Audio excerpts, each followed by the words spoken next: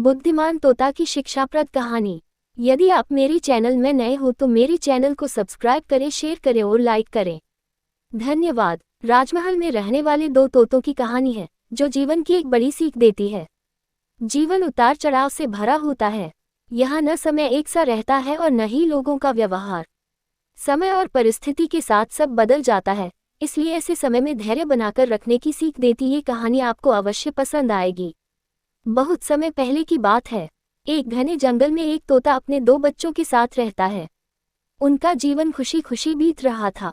एक दिन जंगल से गुजरते एक शिकारी की दृष्टि तोते के बच्चों की खूबसूरत जोड़ी पर पड़ी। उसने सोचा कि राजा को देने के लिए ये तोते बहुत सुंदर उपहार है। वह उन तोतों को पकड़कर राजा के पास ले गया। जब उसने वे तोते राजा को उपहार स्वरूप दिए तो राजा बहुत खुश हुआ और शिकारी को उसने 100 सोने के सिक्के इनाम में दिए।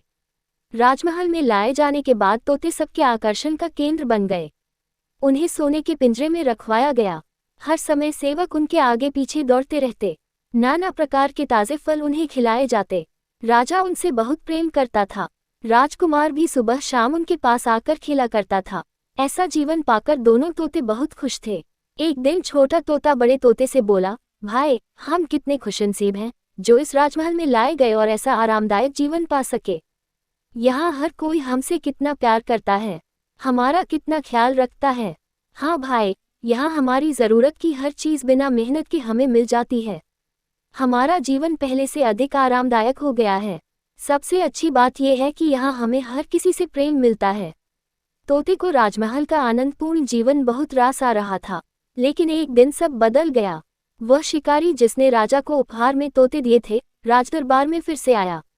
इस बार उसने एक काला बंदर राजा को उपहार में दिया। अब काला बंदर राजमहल में सबके आकर्षण का केंद्र था। सारे सेवक उसकी देखरेख में लग गए। उसके खाने पीने का विशेष ख्याल रखा जाने लगा। तोतों के प्रति सबने ध्यान देना बंद कर दिया। यहाँ तक कि राजकुमार भी अब तोतों के स्थान पर बंदर के साथ खेलने लगा। ये देखकर छोटा तोता बहुत दुखी था। वह बड़े तोते से बोला, भाई, इस काले बंदर ने हमारी सारी खुशियाँ छीन ली है। इसके कारण अब हमारी ओर कोई ध्यान ही नहीं देता। बड़ा तोता बोला, कुछ भी स्थायी नहीं रहता मेरे भाई।